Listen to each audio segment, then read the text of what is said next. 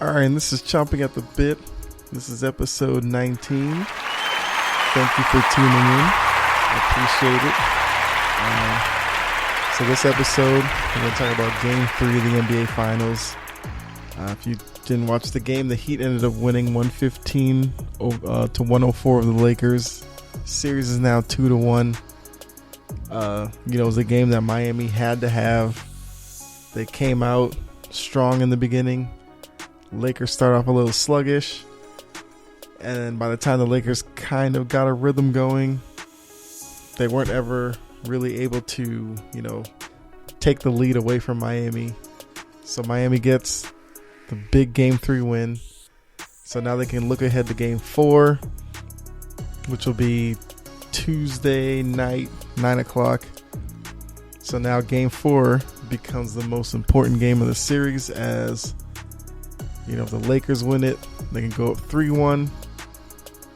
Then the pressure's kind of off of them. But if the Heat were able to win Game 4, that'd be their second in a row. But you'd have an even series at 2-2, and then at that point, it's the best 2 out of 3.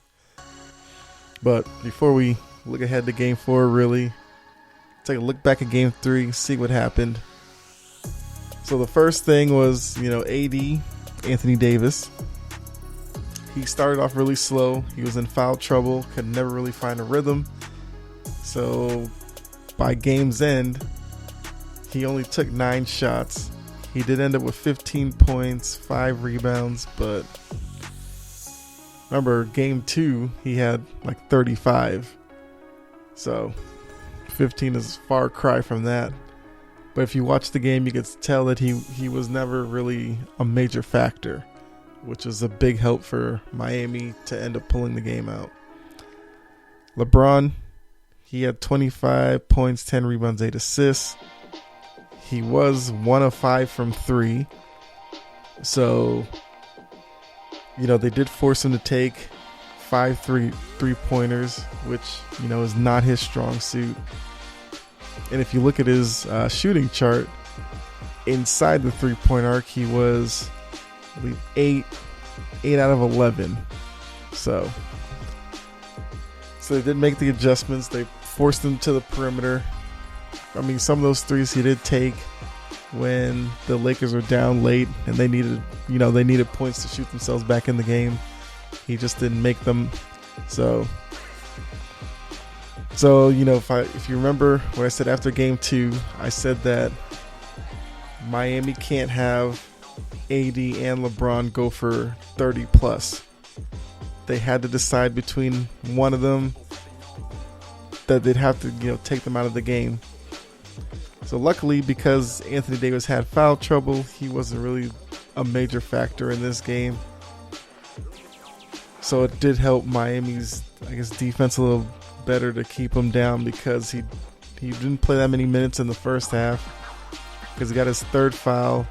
I think it was midway through the second quarter, so he sat for the rest of the first half. Now he did go through the second half with only one more foul, but he didn't really catch a rhythm until early in the fourth quarter, where he started to make a couple of mid-range jump shots, but it did pretty well on him. I mean, LeBron got 25, which I said if Miami can keep LeBron to the 20-25 point area, then no matter if AD goes for 25, 30, I think they'll take that, as long as they don't let those other players around them go off, like Rondo or Markieff Morris, Kyle Kuzma, KCP. As long as they can contain those guys, if they let AD go off, as long as they keep LeBron somewhat to his average, 25, they should be fine going into Game 4. But then looking on the Heat side, so I have talked about Jimmy Butler a couple of times on the podcast, where when the playoffs first started, I said he was a guy who, if he could perform well enough, might be a guy who would jump up player rankings in terms of players today. And then I've also said a couple episodes ago where Butler kind of wasn't that impressive this playoffs. Well, game 2, he showed out because, he messed around, had a triple-double. He had 40 points, 11 rebounds, 13 assists. He was 14 of 20 from the field. He made 12 of 14 free throws, so he was completely unstoppable. The Lakers, like I said, didn't have an answer for him. I mean, anytime you drop 40, I mean, you in the zone at that point. But what he did do in this game was, as soon as, they had the jump ball, first quarter, he started to make his moves. That was kind of the thing I would get on Butler about, was he seemed to wait kind of until the second half, maybe in the fourth quarter, before he really started looking for his offense. And yes, it did work against other teams, but I feel like for the Heat to have a chance to, get back in the series and then try to pull off the upset, Butler needs to come out of the gate, get into the hoop. I mean, he doesn't take a lot of 3-point shots. He usually saves those for the fourth quarter because he's not a great 3-point shooter, but he is, pretty good from the mid-range. Around the rim, he's a great finisher. So in game 4, he definitely needs to come out with that same energy and take it to the Lakers. Let's see. So another point that I made after the game 2 was that Robinson and Hero needed to step up. So in game 2, they shot 3 of 10 from 3. Game 3, the percentage still wasn't there. They did make a couple more. They shot 5 of 17 from 3. That's still way below their season averages. But they were plus 28 on the court. So quick little, teaching moment. In NBA or other sports, they do plus minus as well. But it's a advanced statistic to show kind of your impact on the floor. So if you have a plus rating, that means while you were out on the floor, your team outscored the opposition by so-and-so points. So for them, they were plus 28, which, bring it full circle. 2 of them on the court. The Heat outscored the Lakers by 28 points, which is good. But I still need them to get their 3-point shot going, because if they can get their 3 going, then that takes the pressure off Butler to where he doesn't have to do another 40-point triple-double, because you don't get those a lot in the playoffs or even in the regular season. So in game 4, if Butler can come down from 40 points to, let's say, 30 points, and then maybe you get a few more threes out of Robinson and Hero, I think they'll be fine. Because also with them knocking down threes, that opens up the lane for Butler to get to the hoop, which is all he wants to do. So, we know that Miami has their injury issues. Bam Adebayo's been out past couple of games. Dragic has been out. Seems like Dragic isn't coming back. Adebayo, they keep making it seem like Adebayo may come back at some point. Maybe it's game 4.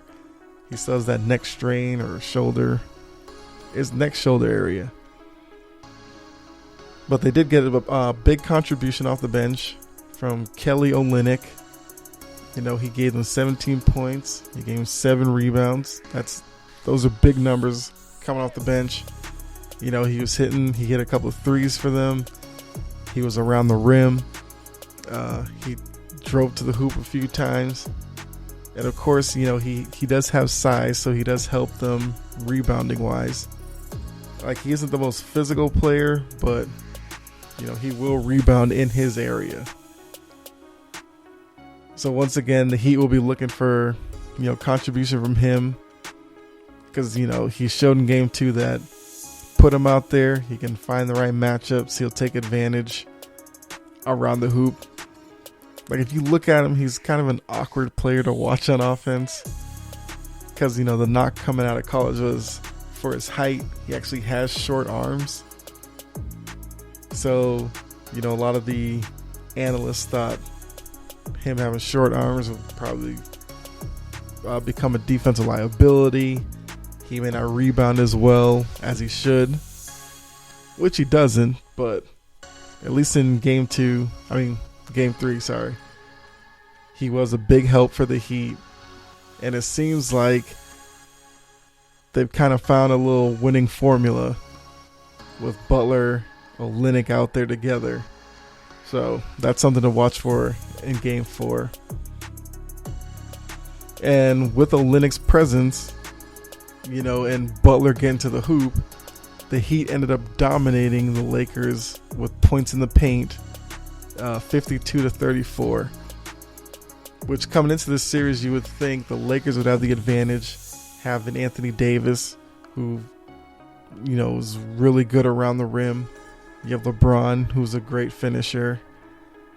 You have Rondo, who can get into the paint, get to the rim as well. But this game, like I said, with LeBron's stat line, he shot 5 3-pointers. He only made 1, so they kept him away from the hoop. AD, with his foul trouble, wasn't really that big of a factor most of the game down low. So the Heat were able to take advantage, get to the hoop, get to the free throw line. And when the Heat can get points like that, it helps them so much because, the Heat do play, a very good defense. But it's always easier to play defense after scoring a basket. Because once you score, you can get down on defensive end, get your defense set. And that's, a little bit of trouble for the Lakers, as the Lakers' transition offense is much better than their half-court offense.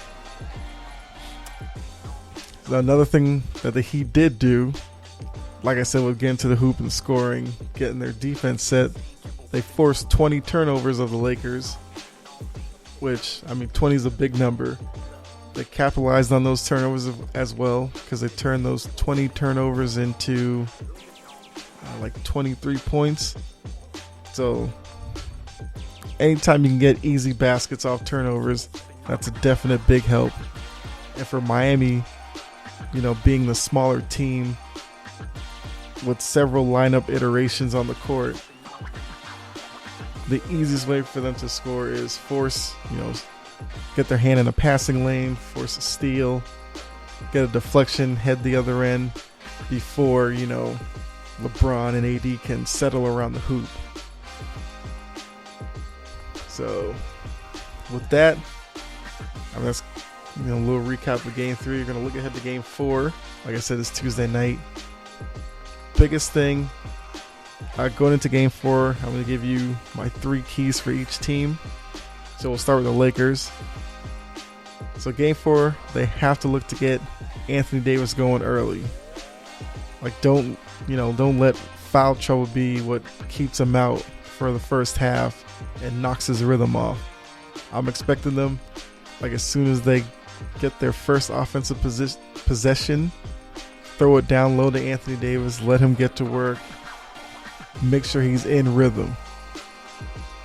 Especially with Anthony Davis, it looks like, when his offense is going, he's in that rhythm, he starts, playing with a little attitude, and then that helps him defensively. So look for them to try to get AD easy baskets early on in game 4. Also from game 4, they're going to need Rondo to be playoff Rondo. He wasn't really playoff Rondo in game 3.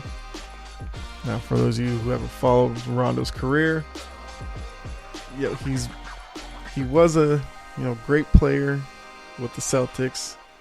Then each stop after that, he's been kind of like an average backup point guard. But when he gets to the playoffs, he tends to ball out. He'll get triple doubles. He just looks like a different player. He's built for the bright lights. So one factor that did lead to the Lakers not performing well in game 3 was the fact that Rondo only gave them 4 points and 8 rebounds. Now, the 8 rebound part, fine with, but for Rondo to really have any worth out on the court, he's got to give them more than 4 points. Because especially with Dragic out, they had like Kendrick Nunn guarding him, or I think Jay Crowder guarded him a little bit.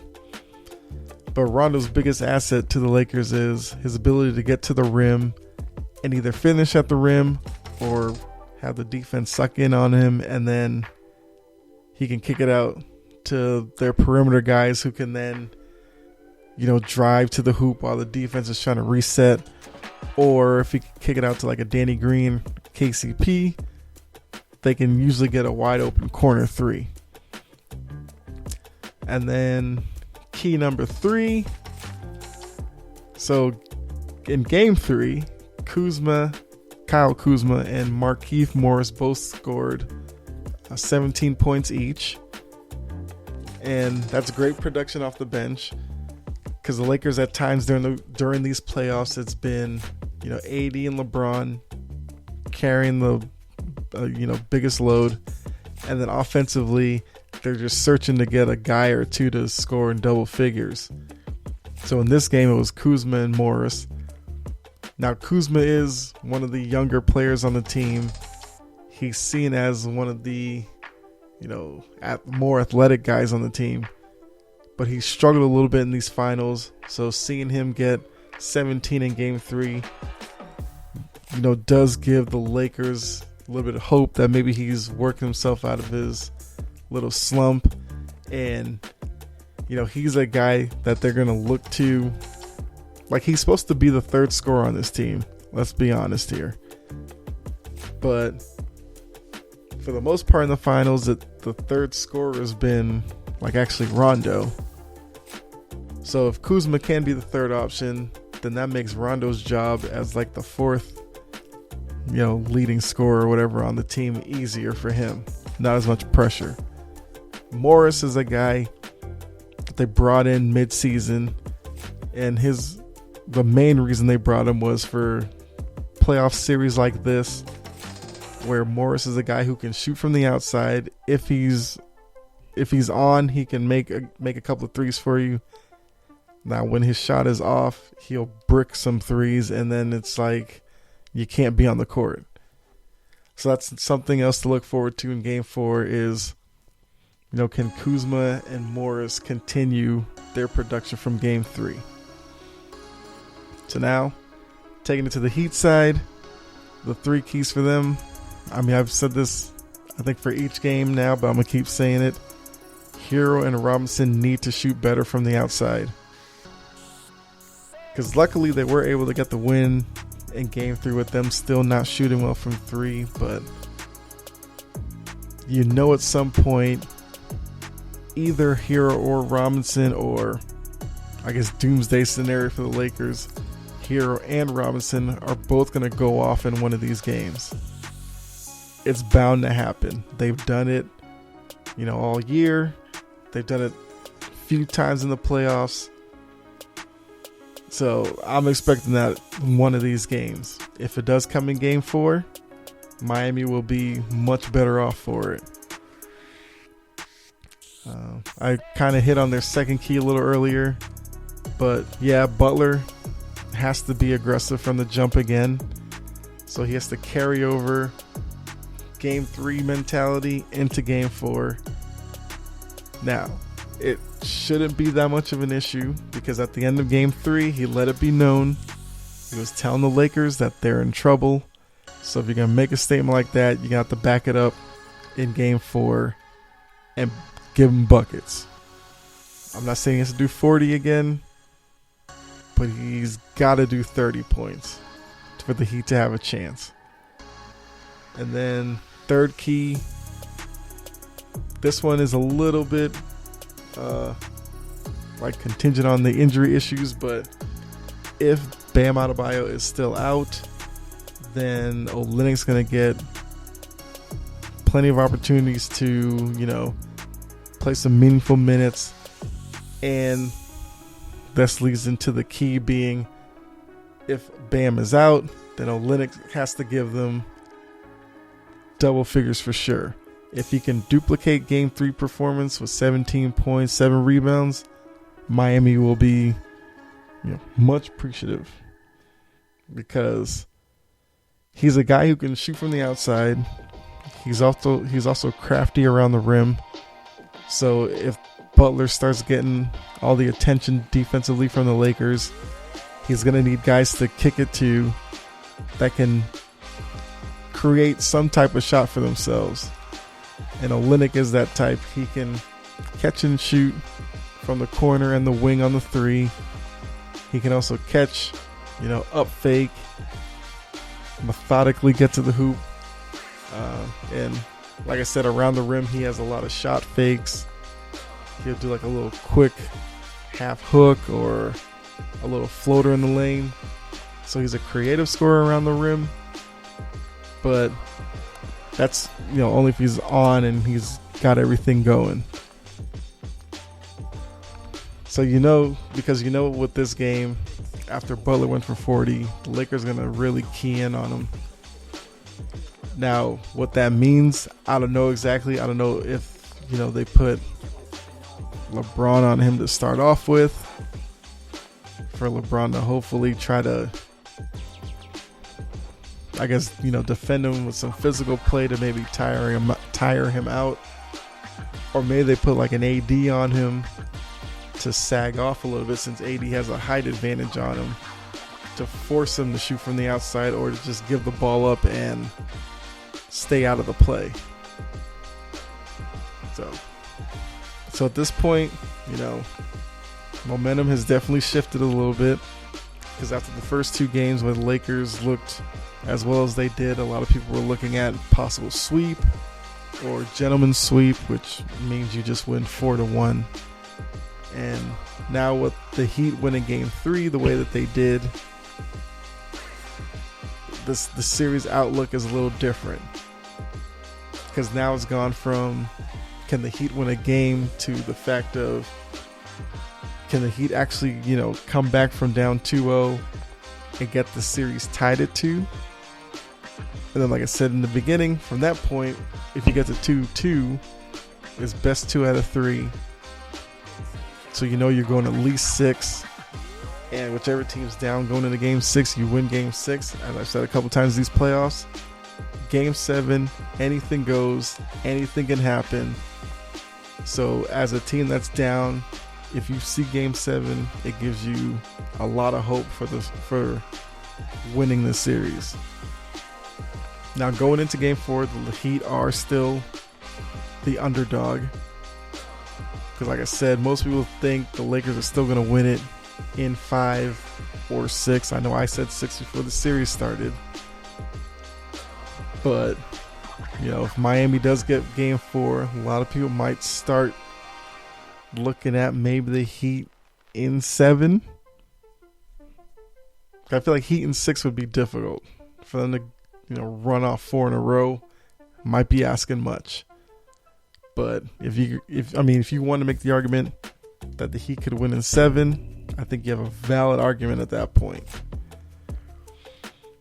So those are the 3 keys for game 4.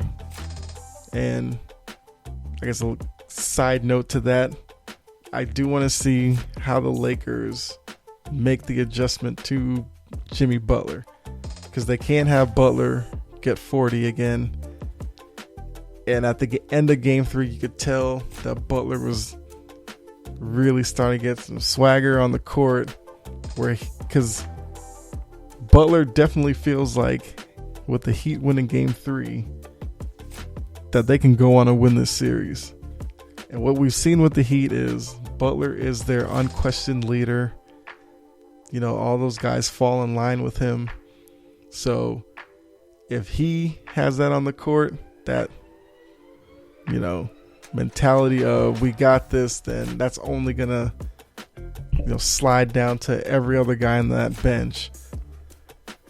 And a confident underdog is a dangerous thing for a heavy favorite in a series, because the underdog is, most times the underdog plays like, the term is house money, meaning without real pressure.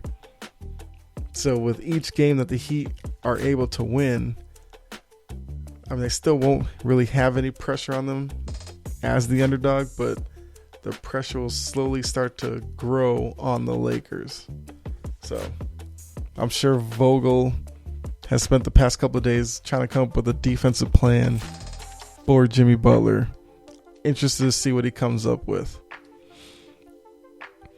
Okay, so I gave you the Game 3 recap. We looked ahead to Game 4. I mean, just quickly from, my analysis or whatever, part of me is thinking that the Heat could win Game 4. But I wouldn't be surprised if the Lakers did. I think the key, though, to look out for is if the Heat hang around in this game, meaning that, the Lakers, like I said, get AD going early. If they don't completely take off and, get a big lead on Miami, I think if Miami can stay in the game towards halfway into the fourth quarter, they've shown that they're a good closing team, and that may work in their favor. Because the one thing is, late in the game, defense is a little tired. If you're focused enough, you might be able to get to the hoop easier, and that plays right into Butler's hand. So that's one thing to watch for. If you see halfway through the fourth quarter the game is tight, just know that the Heat may have the better chance of pulling out a game late. So I'm ready for Game 4. After the first two games, I was kind of looking to, bail on this series. But of course, I was going to watch each game, for podcast episodes. But now, after seeing Game 3, seeing Butler's demeanor change, I do have to say, another side note, I kind of love the fact that he was saying they're in trouble. I like that. Because anybody who's played basketball, whether it's on a team, backyard, street ball, whatever, trash talking on the court, there's just something about it that can definitely change the attitude of a series. So expect Game 4 to be a lot of jawing between both teams. And I love watching that because it adds another element to the game. So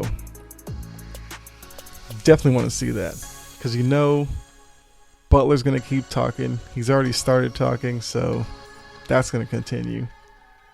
LeBron is the type to talk on the Lakers. They also have Morris, who's a big trash talker, but that's just how the Morris twins are. So, Game 4 could definitely get chippy as well.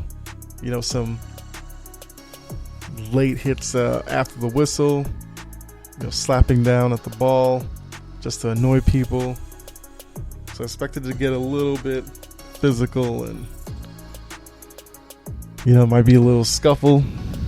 Not a fight or anything, but, a couple of guys coming together, jawing, refs having to separate them. I'm expecting that. But, okay, so in the last episode, I did say that I was going to touch on, the ratings. Because especially Game 1, they said the Game 1 ratings for this series were, I think, the lowest for NBA Finals in some time. I believe Game 2's ratings were down from last year as well. And I think Game 3 also was lower than last year. But I think the factors to that are widespread. There's several factors to it. Because I was on social media, there were some people who, trying to be reckless with their view on that. Some people were saying it's the whole, I'm sure a lot of you have heard this already, but, because the players are bringing politics into my sport, I don't want to watch it. Which, I mean, if that's your reason for not watching, then the sport will go on without you. I mean, if you have a point with athletes trying to voice their opinion, then that says more about you than the sport. So those people can do without them.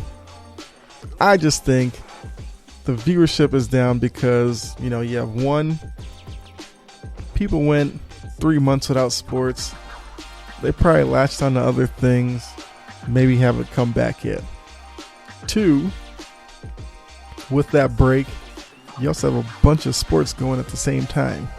So, yes, you have basketball playoffs, but you also have baseball playoffs. And up until late last week, you had hockey playoffs going.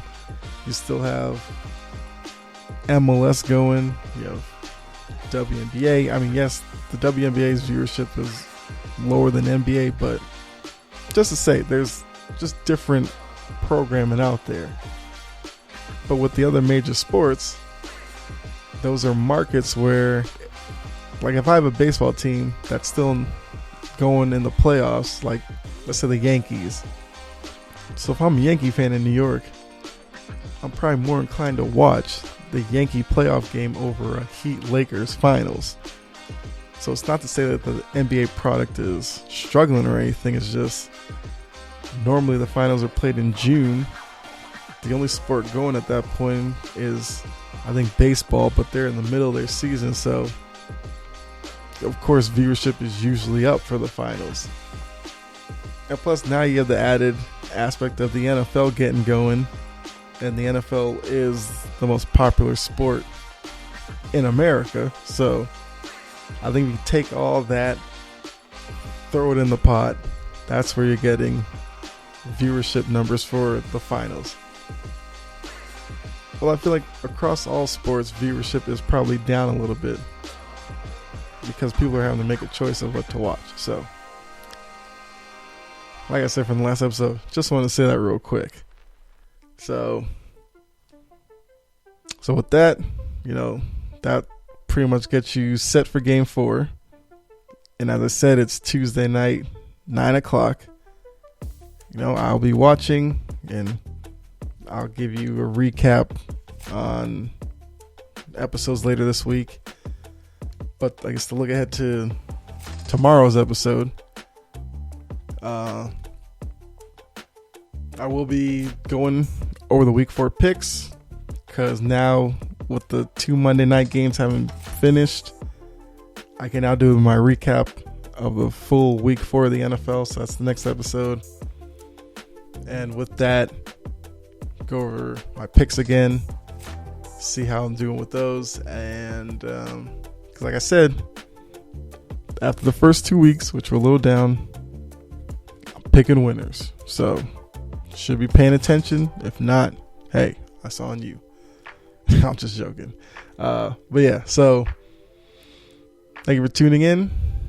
This is your first episode. Appreciate you stopping by. Hope you would like the show, subscribe, follow wherever you're listening. I'm on many of your podcast platforms. But yeah, so definitely do that way. Whenever I do drop an episode, you'll get a notification of that. And also drop a comment, for any topics you want me to touch on or any questions you may have. Because as I said before, I'm also trying to, it's not just hardcore sports fans, but those who may be trying to get into sports as well. So definitely feel free to ask your questions. I mean, easiest places, you could do it on Twitter at Chompin Podcast, or on the Chompin the Bit Podcast Facebook page. Yeah, those are the 2 easiest ways to reach the show. So with that, thank you for tuning in, and be safe out there, and I'll definitely catch you in the next episode. All right.